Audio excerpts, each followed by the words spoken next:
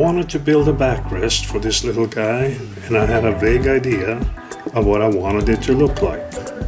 I grabbed a piece of plywood and drew a center reference line and a baseline. Then I determined the position of the seat.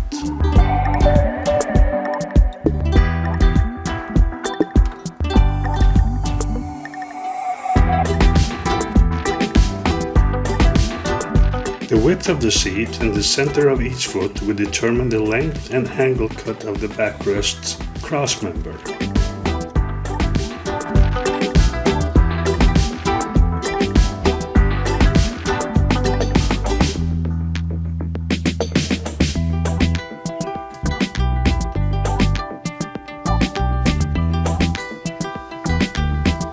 The backrest will taper, narrow at the foot and wider at the top.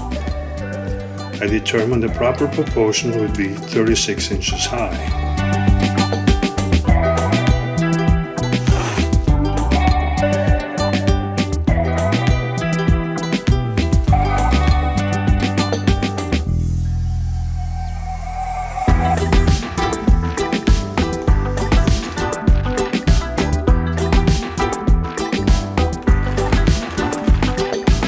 Cut the length of the uprights first, from the usual number 2 2x4s. Then I ripped them to 2 1/4 inch width. The feet of the chair are 4 inches longer than the bench feet. After marking the position of the seat and the thickness of the uprights at the top at 1 inch, I established the angle from the seat and cut it.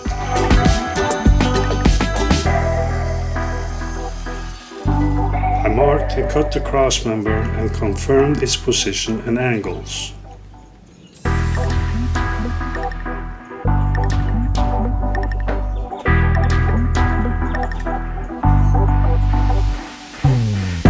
A 3-inch space between the seat and the backrest seemed about right.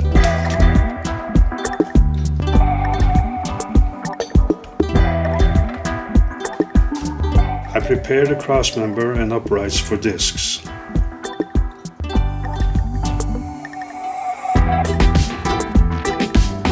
Using the table leg pattern was just right to configure the horizontal curvature of the backrest. And for a contrast, I decided to use some of the remnants of the sapele to match the tabletop.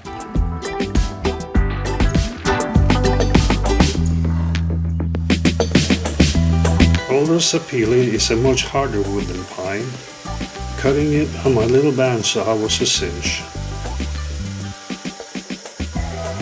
I cut 4 pieces with the same curve, 2 bottom pieces and 2 top pieces.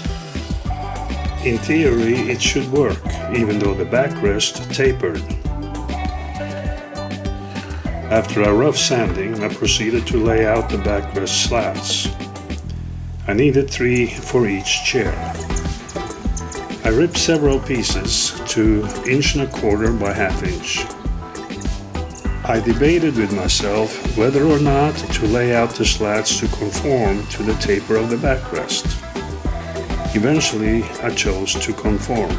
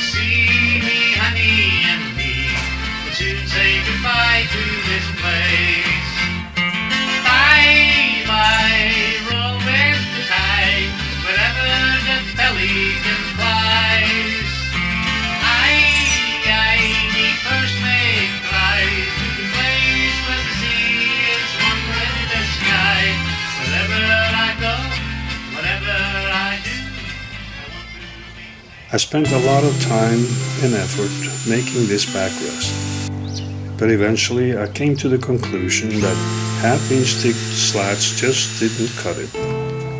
I needed to make something with more muscle. I increased the thickness of the slats to 3/4 inch.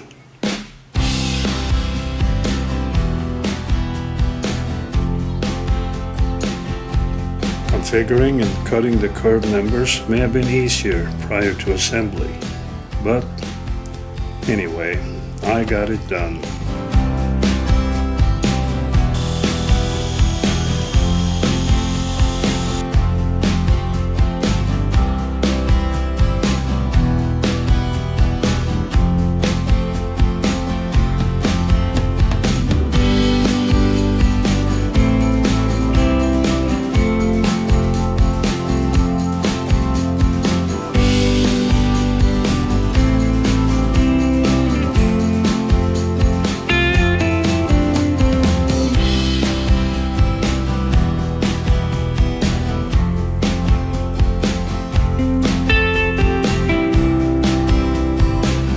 This time I chose to use discs rather than dowel pins, as discs have more gluing surface.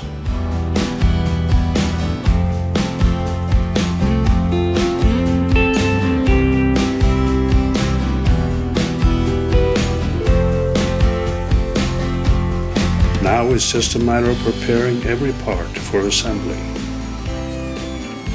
like beveling the edges and sanding every part.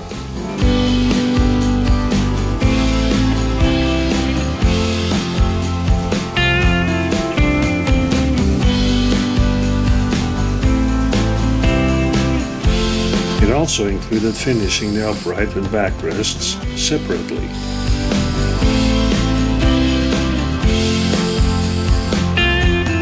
The moment of truth.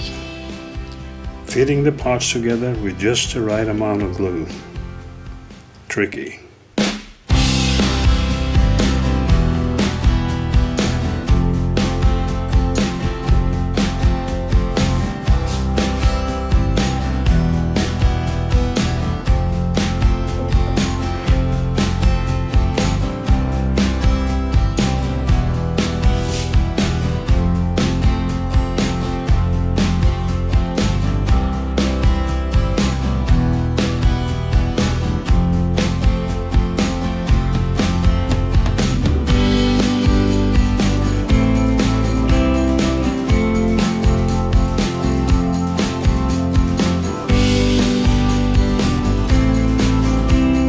I was careful so as not to leave any clamp marks.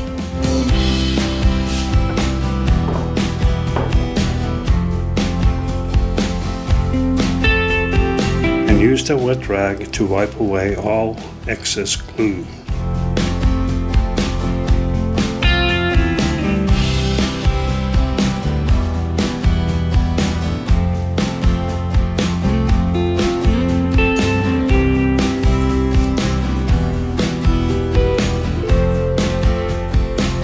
Once I had made sure the backrest would fit, I was ready to attach it to the bench. Marking with the drill and drilling at the right angle was critical. I didn't want to see a screw tip pop out where it shouldn't.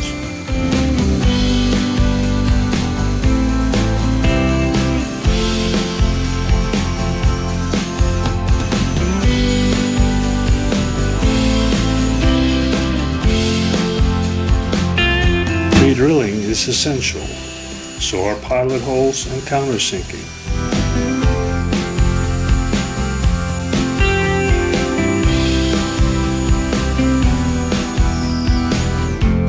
I used 3 1/4 inch construction screws to mount the backrest to both the feet and seat.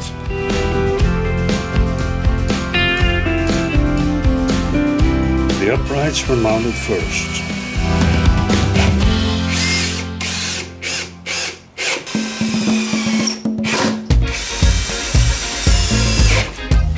I used a 3/8 inch countersink for the wood plugs.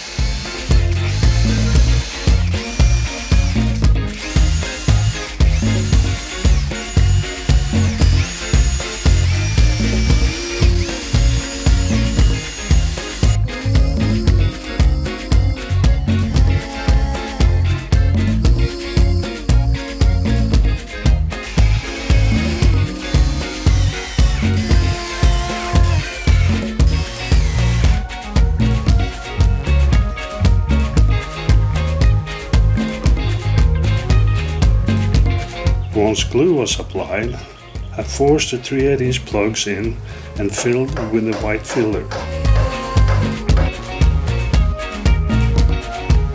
After sanding, the plugs were barely noticeable.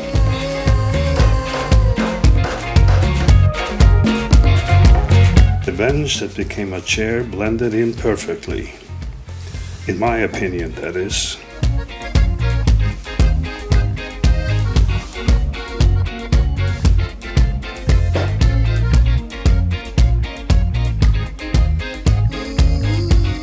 My kitchen set / dinette was now complete. Good job, old man.